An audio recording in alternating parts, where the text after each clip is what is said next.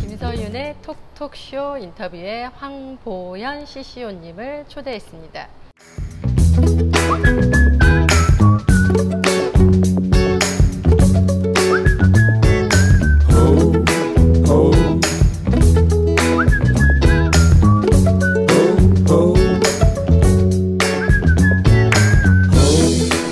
오피서라는 직함을 가지고 계시는데 어떤 캐릭터, 어떤 사람이라고 말씀하고 싶나요? 제 평생이 창의성을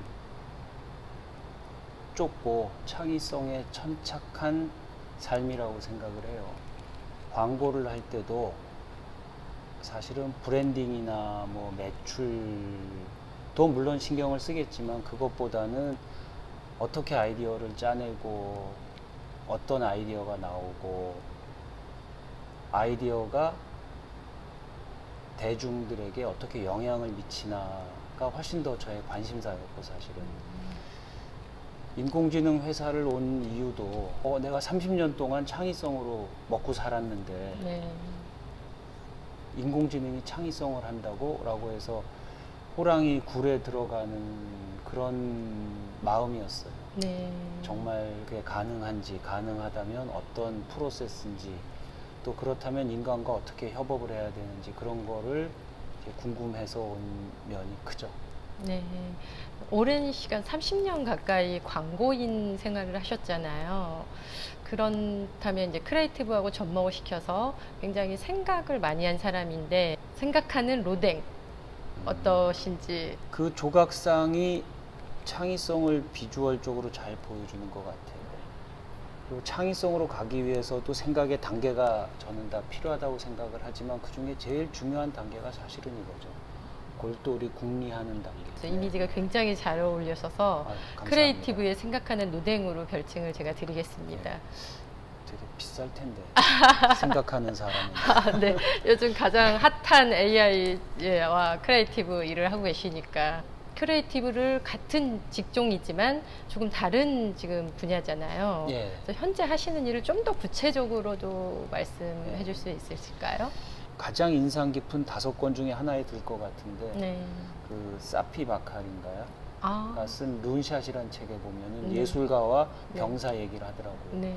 그래서 어떻게 보면 광고 회사는 약간 예술가처럼 새로운 생각을 해야 되고 인공지능 회사는 어떻게 보면 약간 병사처럼 이피션시를 추구하고 우리가 인공지능이라고는 하지만 인공지능을 일반인들이 직접 인공지능과 딱 맞닥뜨리는 경우는 사실 인공지능 스피커 말고는 잘 없거든요. 일반인들과 직접 만날 수 있는 B2C 제품을 새롭게 한번 만들어 보자. 네. 그러니까 거기에 이제 창의성이 필요한 거죠. 네. 예, 인공지능의 기존 제품 말고 세상에 없던 인공지능을 이용한 새로운 제품을 한번 만들자가 제가 여기서 하는 일 중에 가장 핵심 일이죠. 그럼 현재 만들고 있는 제품이나 그런 게 있으신가요? 네, 있습니다. 어떤 건지 살짝 공개를 해줄 수 있습니다. 이거는 비공개인가요? 예. 네. 그 어떤 판을 바꾸는 아이디어를 생각하고 있어요. 황보연 CCO님만이 생각하시는 크리에이티브는 뭐라고 생각하시는지. 우리 현대사회에서 창의성의 가장 대표 아이콘이라고 할 수 있는 스티브 잡스가 네. 크리에이티비티는 커넥팅 띵스라고 얘기를 했거든요. 네. 그러니까 여기서 띵스는 네. 그러니까 어떤 새로운 엔티티를 만드는 게 아니고 있는 것들 사이에 새로운 연결을 만드는 게 창의성이라고 얘기를 했거든요. 네. 근데 저는 그거에 굉장히 동의하면서 약간 네. 한 2가지 포인트가 빠진 것 같아요. 저는 창의성은 네. 연결은 연결인데 네. 아주 멀리 떨어진 것, 모순적인 것, 네. 도저히 붙일 수 없을 거라고 생각되는 것들을 감쪽같이 네. 원재료가 뭔지 알 수 없게 네. 또는 원재료가 보인다고 해도 전혀 다른 이미지로 붙일 때 네. 그게 창의성이라고 생각을 해요. 항상 세상의 숙제는 모순적인 네. 거를 해결하는 게 쉬운 거를 숙제로 낼 리가 없잖아요. 네. 크리에이티브한 거를 CCO님은 어떻게 아이디어를 얻으시고 그 아이디어를 얻은 거를 뭐 적용을 시키고 하시는지 또한 궁금합니다. 그런 비결이 있을까요? 또한 아인슈타인이 한 얘기인데요. 어떤 문제든 반드시 해결책을 생각해내는 방법이 하나 있다. 한 가지 생각만을 계속하면 어느 한순간 내 생각이 계단을 넘듯이 이 티핑 포인트를 넘어서듯이 네. 또는 상전이라고도 하죠. 네. 전혀 다른 걸로 변해버리는 순간을 네. 내가 느껴요. 내 네. 머릿속에서. 네.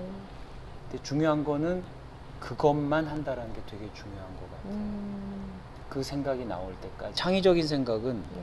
반드시 논리적인 생각에서 나온다라고 하는 거를 딱 보여주는 단어가 저는 궁리라고 생각해요. 네. 다알궁, 네. 이치리. 근데 네. 우리나라 사람들은 창의성으로 가는 길이 궁리라는 걸 이미 알고 있어요. 아이디어 좀 궁리해봐 이런 말 쓰거든요. 네. 우리가 이미 아는 거예요. 논리적인 생각에 궁극의 끝으로 가면 창의적인 생각이 나온다는 네. 거를 이미 우리 언어 생활에서 알고 있는 거예요. 생각이 어느 한 주제에 대해서 계속 많아지면 티핑 포인트를 넘기는 순간이 생겨요. 최대 장시간 어느 정도 시간까지 투자를 해보면 사실 시간보다 중요한 거는 정말 온전히 그 생각만 하는 게 정말 쉬운 일은 아니거든요. 네. 계속 그 생각을 붙이고 다니는 그런 경험 있지 않으세요? 또? 저도 그래요. 대화는 하고 있는데 머릿속은 뭐 다른 생각으로 계속 회전할 때가 많아요. 세상 모든 사물을 보거나 생각을 할 때도 그 필터로 걸러서 봐요. 이 두 개가 다 필요한 것 같아요. 아주 집중적으로 의도적으로 그 생각만 하는 그 궁리를 하는 것도 필요하고 또 하나는 항상 어떤 필터처럼 여기 붙이고 다니면서 네. 세상 무엇을 보든 세상 어떤 대화를 하든 그 필터로 걸러서 보는 경우에도 그 두 가지가 다 필요한 것 같아요. 크리에이티브를 한다는 게 어떤 재미가 있고 또한 어떤 어려운 부분이 있을까요? 어려운 것부터 말씀드리면 네, 일단 네. 굉장히 어려워요. 이렇게 후배들한테 표현을 했어요. 골수 안에 그 골수액을 잉크 삼아서 글을 쓰는 것 같다. 광고회사 있을 때는 임원인데도 제 방 테이블 밑에 라꾸라꾸 침대가 있었어요. 정말 힘들고 잘 안 나오고 밤을 많이 새고 창의성의 원천 중에 하나가 혹시 뭔지 아세요? 밤을 새야 나오는 건가요? 비슷한데요. 창의성의 보고? 원천 중에 하나가 마감이에요. 그게 어떤 괴로움의 원인인 것 같고요. 재밌는 건 뭐냐는 창의성이 왜 괴롭냐와 연결이 되는데 정말 그렇게 죽도록 괴로우면 네. 뇌가 도파민을 만든다 그래요. 네. 그래서 정말 열심히 생각하다가 어떤 아이디어가 떠오르는 그 순간에 희열이 있어요. 어떨 때는 정말 깊이 생각을 하다가 이렇게 새벽에 있을 때 이런 느낌이 들어요. 이렇게 뇌가 열리는 것 같은 느낌. 세상의 모든 지식이 다 내 안으로 통과하는 것 같은 느낌. 네. 정말 천국 같은 그런 느낌이 들 때가 있어요. 크리에이티브라는 그 단어 자체가 생각, 궁리라고 얘기를 많이 했잖아요. 어떻게 하면 좋을지 어떤 그런 아이디어가 있을까요? 왜 안 되지? 이게 창의성의 출발이거든요. 근데 그게 아니고 이렇게 하는 거래. A와 B를 합치는 거래. 더하는 거래. 이렇게 해서는 세상에 있는 것들을 답습을 할 뿐이죠. 변화를 시키지 못한다는 그렇죠. 거죠. 네. 세상에 없는 거를 만들어내고 세상에 남들이 생각하지 못하는 생각을 하려면 사실 질문이 저는 핵심인 것 같아요. 그리고 또 하나 중요한 거는 급진적인 뇌과학자들은 창의성이 더 이상 뇌에서 나오지 않는다고 얘기를 하더라고요. 네트워크에서 나온다고 하거든요. 네트워크라고 하는 건 아까 말씀드린 멀리 떨어진 거가 사실은 가는 연결이라고도 얘기해요. 노드가 아주 가는 노드. 그런 걸 연결하기 위해서 전혀 다른 분야의 사람들과 같이 모여서 커뮤니케이션을 하고 그 사람들의 다른 생각을 배우고 그런 것들을 연결할 수 있는 방법을 가르쳐야 된다고 생각을 해요. 근데 네트워크가 이제는 어려워지는 상황이 됐잖아요. 언택트 시대. 사람을 만날 수 있는 게 한계가 있는데 만약 크리에이티브한 거를 보태려면은 이럴 때 어떻게 네트워킹을 형성한다면 좋을까요? 데피니션을 정확히 하고 가야 될 것 같은데요. 저는 언택트라는 말 자체를 동의할 수가 없어요. 네. 오. 언택트라는 말은 아니다의 언과 만난다, 접촉한다의 접촉을 하지 택트인데 못한다. 우리가 화상 줌 같은 걸 통해서 한꺼번에 100명의 사람과 세계 각국에 떨어진 사람 100명과 이렇게 양방향으로 대화할 수가 있나요? 저는 이 시대를 정확하게 바라보려면 디텍트 시대라고 생각해요. 디지털 컨택으로 저는 충분히라기보단 다르게 저는 컨택이 이루어지고 잘 이루어질 수 있다고 생각해요. 단지 이제 변화된 것뿐이다. 예. 그 시스템이 바뀐 것뿐이다라는 말씀을 하시는 거죠. 그리고 멀리 떨어진 새로운 생각을 만나고 다양한 생각을 만나기엔 사실 디지털만큼 좋은 게 없거든요. 네. 저는 창의성의 어떤 좋은 예 중에 하나가 구글에 또는 나무위키 같은 데 있는 하이퍼링크가 굉장히 좋다고 생각해요. 내가 생각을 읽다가 중간중간에 하이퍼링크 나와서 그걸 타고 넘어가고 하는 넓은 사고가 창의성을 만들거든요. 깊이로 내려가는 것도 필요하겠지만 저는 창의성은 오히려 옆으로가 더 중요할 것 같아요. 이 분야를 꿈꾸는 청소년들, 청년들 로드맵 아니면 키워드 정도 던져줄 수 있을까요? 누구와도 다른 생각을 한다라는 것은 결국 창의적인 생각을 하는 거죠. 그렇기 때문에 다르다, 다름의 가치를 알아야 될 것 같고요. 누구와도 달라지기 위해서 책을 읽는 자세가 중요한 것 같아요. 처음엔 책을 많이 봐서 나만의 프레임을 짤 수 있는 능력 정도는 만들어 놔야 돼요. 근데 그 다음부터는 구글, 잡지, 온갖 세상의 해괴한 문서들을 내가 만든 틀 안에 넣을 수가 있으면 저는 그게 더 중요하다고 생각해요. 어느 정도 책을 통해 기초 지식을 쌓은 다음에 거기다 수평적인 사고를 더하라는 말씀이신 것 같아요. AI가 앞으로 어떤 방향으로 어떻게 흘러갈지 어느 정도의 뭐 예상하는 그런 의견 같은 게 있으실까요? 제가 여기 올 때 큰 영향을 미친 책 중에 하나가 그 특이점이 온다였었거든요.